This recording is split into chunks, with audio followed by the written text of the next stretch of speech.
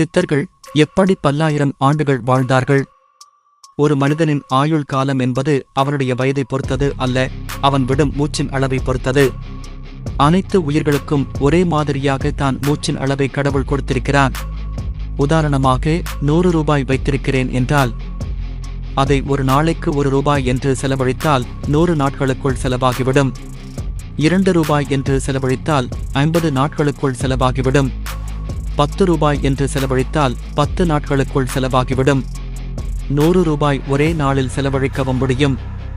இதுபோலதான் மனிதன் கோபம், துன்பம், ஆசை என உணர்ச்சிவசப்படும் போதெல்லாம் அவன் விடும் மூச்சின் அளவு அதிகரிக்கிறது.